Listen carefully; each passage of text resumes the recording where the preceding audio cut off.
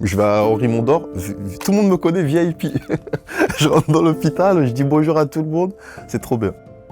Élie a 34 ans quand il apprend que son grand frère, Dominique, souffre d'une insuffisance rénale chronique.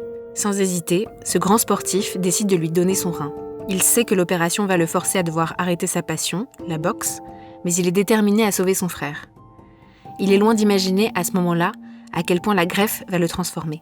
Aux côtés du docteur Anna Bouel, néphrologue à l'hôpital Henri Mondor, il nous raconte comment il a vécu cette expérience et les changements qu'elle a entraînés dans sa vie. Vous écoutez le 4e épisode de Donner de son vivant, un podcast proposé par le service de néphrologie-transplantation de l'hôpital Henri Mondor, avec le soutien de l'Agence régionale de santé Île-de-France.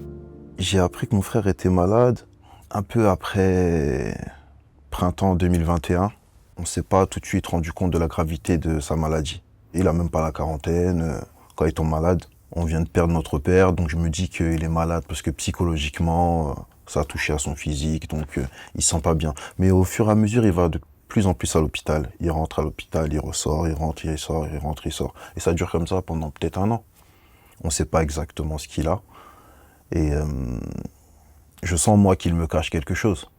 Et à l'été 2023, je décide d'avoir une vraie conversation avec lui. De lui demander exactement qu'est-ce qui se passe. En fait, il me parle, mais il tourne vraiment autour du pot. Et il me dit juste qu'il faut que j'aille voir le docteur, parce qu'il est dans l'attente d'une opération. Donc quand je me déplace à l'hôpital directement, le docteur Matignon m'accueille, me reçoit dans son bureau. Pour elle, je suis aussi un peu au courant de tout ce qui se passe. Et elle me dit, oui, elle est sur liste d'attente, on attend toujours un donneur, on est toujours dans l'attente. Ah, d'accord. On est dans l'attente d'un donneur. Parce que moi, il m'a dit qu'il est dans l'attente d'une opération. Oui, il est dans l'attente d'une opération, mais il faut d'abord le donneur pour qu'on puisse faire l'opération. D'accord. Je suis là. Et elle m'explique que, ok, on va faire des tests, on va voir si vous êtes compatibles l'un et l'autre. On va voir si toi, tu es en excellente santé. Faut qu'on soit sûr, pas à 100%, mais à 200%, que vraiment, tu vas pouvoir reprendre une vie normale après l'opération. Je fais beaucoup de sport. Je faisais de la course à pied, des marathons, beaucoup de boxe, à un rythme de peut-être 4-5 fois par semaine. Et donc, je me suis préparé physiquement, moi. Je me suis dit, je vais subir une grosse opération. J'ai jamais eu de grosse opération de toute ma vie depuis que je suis né. L'anesthésie générale, je connaissais pas. Donc, je me suis préparé. En fait, toutes les petites angoisses qui se créaient chaque jour, je les effaçais sur un footing le soir.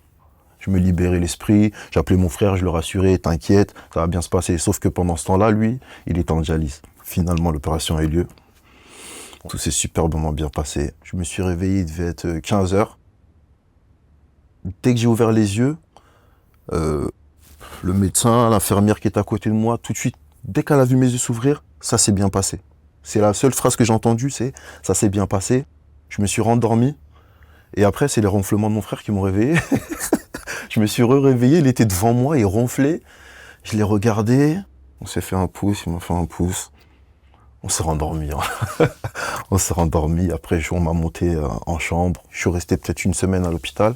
Et quand je suis sorti de l'hôpital, douleur au lombaire. Douleur au lombaire. J'avais des difficultés à marcher. Je suis resté alité à la maison peut-être 1 mois. Et en fait, tu peux pas... Tu te prépares. Tu fais le combat. Tu gagnes le combat. Après le combat, normalement, tu continues d'aller à l'entraînement. Moi, je suis passé d'une préparation physique intense à alité. C'est vrai qu'il faut compter, quand même 1 mois pour bien se remettre, je pense. Et puis il y a 1 mois sans activité physique pour effectivement bien cicatriser aussi, qui peut être un peu mal vécu par certaines personnes qui étaient très actives avant. Alors, dans les premiers jours post-opératoires, on surveille la douleur et les constantes vitales, la tension, la fréquence cardiaque. On surveille des éléments de biologie aussi sur les analyses sanguines. Donc, la créatinine, le marqueur du fonctionnement des reins, et l'hémoglobine, c'est-à-dire le taux de globules rouges, surtout pour dépister qu'il n'y ait pas un saignement post-opératoire au niveau de la zone de chirurgie. Et après le retour à domicile, le patient se surveille lui-même, puis avec son entourage. On demande au donneur d'être entouré sur au moins les 8 premiers jours, c'est un minimum. Et ensuite, il y a un rendez-vous post-opératoire à 1 mois avec le chirurgien, comme après n'importe quelle chirurgie en fait. Et puis, il y a un rendez-vous ensuite avec le néphrologue au bout de 3 mois, 6 mois et puis 1 an. Toujours pareil, vérifier que le rein restant, c'est bien, voilà, a bien commencé à compenser la perte du rein qui a été pris, et pour vérifier que les autres paramètres qui peuvent affecter le rein restant sont bien contrôlés, donc la tension. Une fois que j'ai vu le chirurgien au premier rendez-vous, il m'a dit franchement, quand je te vois déjà là comme ça, comment tu es et tout, dans 2-3 mois tu cours. Il m'a même dit si tu veux tu retournes à la boxe mais tu fais pas de combat. Il m'a même dit tu reprends l'entraînement mais tu fais pas de combat. Psychologiquement, je suis sorti de l'hôpital, je me souviens, je chantais et tout ça. J'étais vraiment super content, j'étais heureux. Et donc j'ai repris. En fait, le fait d'avoir un suivi à vie, carrément, je vous dis sincèrement, c'est une chance incroyable. Ça veut dire, au moindre pépin, je vais être à l'armée et on va pouvoir anticiper directement. Ah, c'est une chance. Ah, c'est une chance. C'est vraiment, vraiment, vraiment... Moi, comme j'ai dit, maintenant, ma carte vitale, c'est une carte vitale Gold. Comme expliquait Élie, effectivement, on préconise un suivi à vie pour les donneurs, qui n'est pas un suivi qui est très lourd. C'est 1 fois par an, une consultation avec un néphrologue, qui est précédée d'une prise de sang qui est faite en ville, une prise de sang et une analyse d'urine. Et au cours de la consultation, on discute un peu, on prend la tension.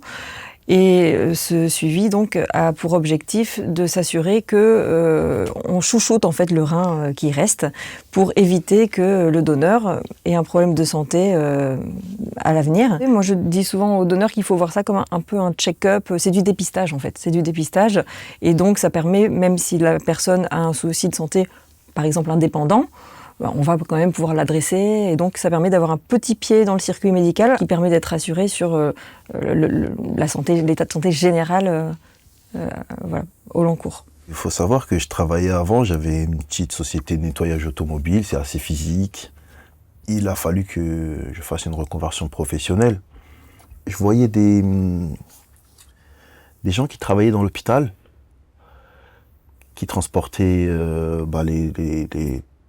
les organes en fait. Et ça m'intéressait beaucoup en fait, ça m'intriguait. Le transport de sang, d'organes. Donc j'en ai parlé à l'hôpital, à l'équipe médicale, et ils m'ont dit tu sais, tu peux faire une formation aussi par rapport à ça. J'ai fait la formation, et aujourd'hui je suis devenu transporteur aussi. Je fais un métier là aujourd'hui qui me rappelle tous les jours, on est en bonne santé. En fait, le fait d'avoir pris conscience de ça, j'ai dit à mon frère, toi, tu m'as rien dit vraiment par rapport à ta maladie. Si moi, j'aurais été malade à ta place, je te dis sincèrement, j'aurais agi comme toi. J'en aurais peut-être parlé à personne pour pas vous inquiéter, pour pas vous faire peur, pour pas que vous ayez pitié de moi aussi. Donc, on a créé une association. Cette association, elle s'appelle Une part de vie. Son objectif principal, c'est vraiment d'aller vers les gens isolés dans la maladie, qui ont honte, qui ont peur.